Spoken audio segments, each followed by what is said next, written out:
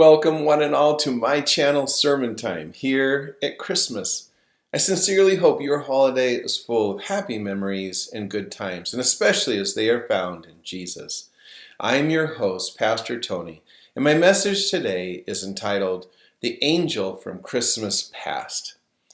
And instead of recounting the scary story of Ebenezer Scrooge, which has a ghost from Christmas past, I would like to take you back to a better story of an angel from Christmas past, the story of the first Christmas.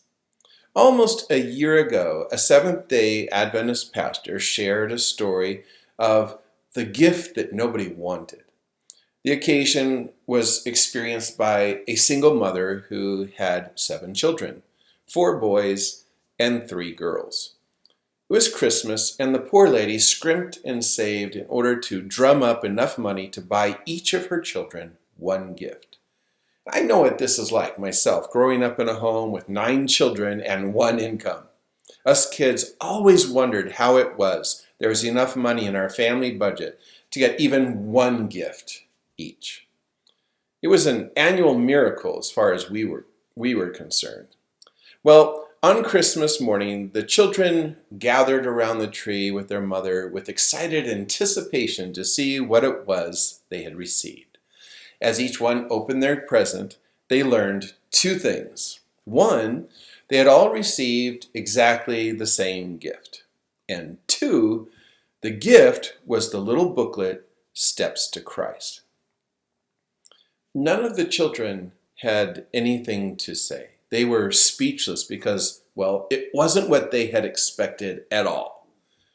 I'm not sure what the children did expect because the pastor didn't tell that part of the story. But their chilly response to their mother's kindness had crushed her heart. The question this story left with me was, have we lost sight of what this season we call Christmas is all about?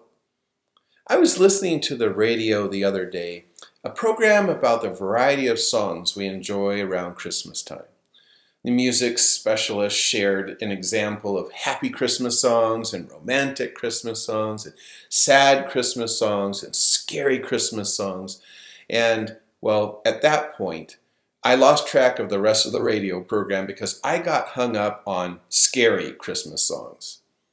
What have we done to Christmas? Was all I could think of. So this week, I went back to the Christmas story that we find in our Bibles to learn about the first Christmas and all the emotions connected to this incredible story of the birth of Jesus. Was there joy? Was there sadness? Was there fright? I turned first to Luke's account. It's the one about the birth of Jesus and being laid in a manger, and then there were shepherds and angels. Yeah, that story. Here's what it says, and as I read through it, see if you can pick out the various emotions of that night. So it was that while Mary and Joseph were in Bethlehem, the days were completed for Mary to deliver her child. And she brought forth her firstborn son and wrapped him in swaddling cloths and laid him in a manger, because there was no room for them in the inn. Now there were in the same country shepherds living out in the fields, keeping watch over their flock by night. And behold, an angel of the Lord stood before them, and the glory of the Lord shone round them, and they were greatly afraid. Then the angel said to them, "Do not be afraid, for behold, I bring you good tidings of great joy, which will be to all people. For there is born to you this day in the city of David a Savior, who is Christ the Lord." All right up until the shepherds see the angels, the scene depicted in Luke's account is without emotion. No mention of fear of the mother who was giving birth for the first time or the horror of doing it in the unsanitary conditions of a stable. No account of the of relief when the baby comes out with 10 fingers and 10 toes. No, none of that. Completely emotionless until you get to the shepherds. They see the angel and they are terrified. I love what the angel says first. Do not be afraid. The angel recognizes his appearance can generate feelings of terror And before he can get to the reason he actually appeared in the first place, he has to alleviate their fears of being there at all. Not only don't be afraid, but something far, far greater. I bring you good tidings of great joy, which will be to all people. The kids at our school and I spent some time with this yesterday. Good news of great joy for all people. Can we talk about good news just for a sec? Do you have to be afraid of good news? When you receive good news in your life, do you have to sit down, brace yourself? No, of course not. Good news is for all people, including you, and it's something you welcome. I received some good news this week. I happened to be driving by my dermatologist and got to thinking, I should stop in.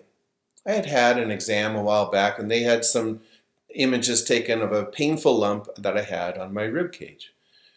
But I hadn't yet heard back anything from them as to what they found, so I stopped in.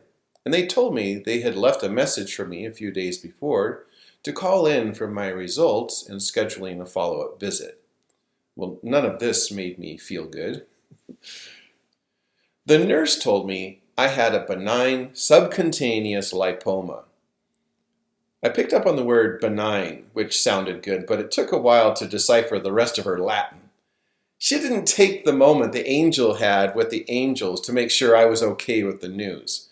Her mile-a-minute mouth went right on to scheduling. If I could give advice to those in the medical profession, it would be this. Take it for what it's worth. Take time with people. Enter into the emotion of their moment. Treat people, not diseases. Show compassion. Being stoic may work for the benefit of your emotional well-being, but it stinks in terms of public relations. For what it's worth. So if you don't know exactly the Latin yet, I'm fine. I have a fatty lump under my skin, and it's not cancerous. It's just attached to some nerves. Surgery is scheduled for April. I'm thinking of it as a birthday present. But here's the thing about good news. Good news is great news when you're expecting the worst. A bright angel full of the glory of God shows up one night to shepherds who may not have prepared their wayward human lives as thoroughly as needed for such a heavenly visitor.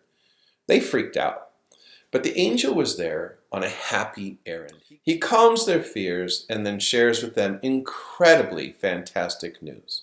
For there is born to you this day in the city of David a Savior, who is Christ the Lord. The shepherds entered into that joy. And as you read Matthew's account, wise men from the east entered into that joy. And since the good news of great joy is for all people, everyone should have entered into that joy. But that is just not how things went down. Some were not overjoyed. Like it says in this passage in Matthew chapter 2, verses 1 to 3. Now, after Jesus was born in Bethlehem of Judea, in the days of Herod the king, behold, wise men from the east came to Jerusalem, saying, Where is he who is born King of the Jews? For we have seen a star in the east and have come to worship him. See, they were excited. When Herod the king heard this, he was troubled, and all Jerusalem with him. Herod was troubled, and all Jerusalem was troubled with him? Now, I think we can get our minds around why Herod might be troubled by the news of a newborn king. Now he had competition.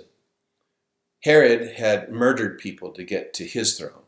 He wasn't about to give it up because some kid from another family had come to take it back. But why was all Jerusalem troubled?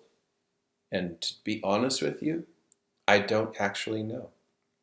Maybe they realized they had missed the birthing event by a couple of years, even though for years miracles had been signaling the momentous occasion. The wise men, they were full of joy. They didn't miss a thing.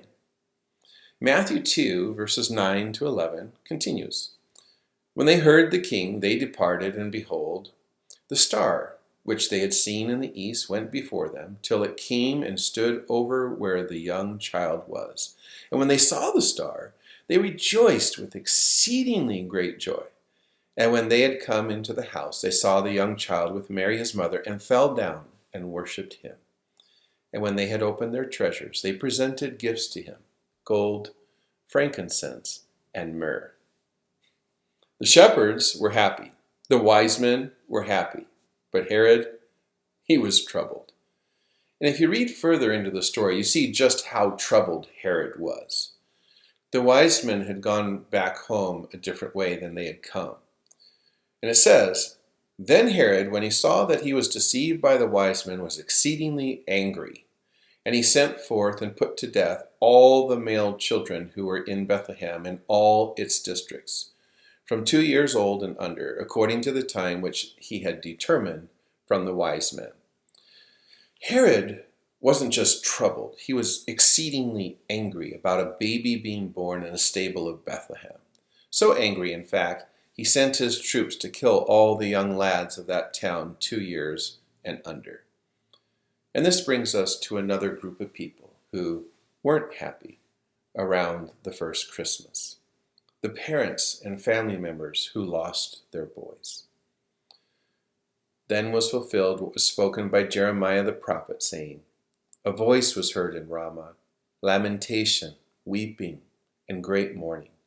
Rachel weeping for her children, refusing to be comforted because they are no more."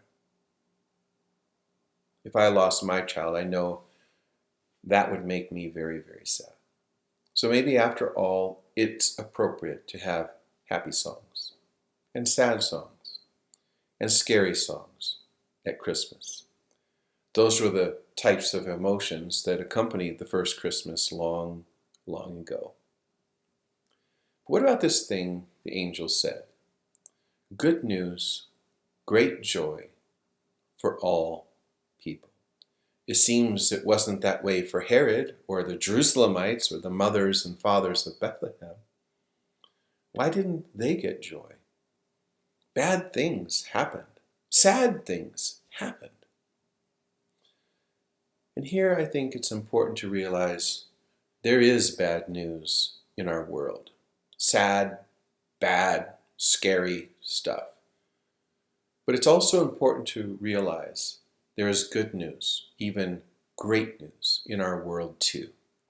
And that's why Jesus came, so that those who have had bad news can receive good news too. And this is why I believe it's important that we make a choice about what it's going to be for us and our families, our friends, our neighbors, our co-workers, our classmates, and everyone else in our lives. Joy and gladness are a choice. Without Jesus being born into our world, if you could imagine that just for a second, we really didn't have any choice before.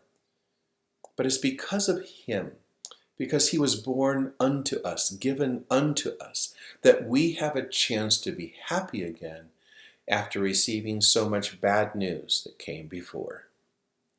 My mother told us children one year that Christmas was a sad time for her. She lost her mom around Christmas, and her dad was terribly injured when their vehicle was hit head-on by another car as they were going to the airport to pick up relatives coming into town. Not only did this impact her parents, it impacted her, because it was during World War II and her siblings were serving in the war in Europe. She was 12 years old and now motherless, and she had to take care of her dad until he recovered. Christmas every year after that was sad for her because it reminded her of her loss. Do you know what? One year the story of Christmas broke through to my mom. Through that sadness, the hope that Jesus brings reached her heart. What if Jesus had never been born? Her mom would be dead, and that's it. Her father would be injured, and that's it. Her siblings would be in a war, and that's it. She would have lost her childhood, and that's it. if Jesus were never born. But Jesus was born, and her mom can live again. Her dad can be well again. Her siblings can metaphorically come back from the war, and she can have the innocence of her life restored to her. She realized that to be happy, she was going to have to make a choice for Jesus. Every Christmas that followed that discovery brought great joy to my mom. She realized for the first time how much worse it would be without Jesus. In this life, we have plenty to make us sad and angry and scared. But Jesus gives us the chance to know good news of great joy, which shall be to all people. Maybe that single mother with the 7 children had it right. The very best gift she could give her 7 children was their very own copy of Steps to Christ, to give them a chance in life to be happy by choosing Him. He is the gift that makes every other gift truly mean something. May God bless you all with good news of great joy, which is also for you. Until next time.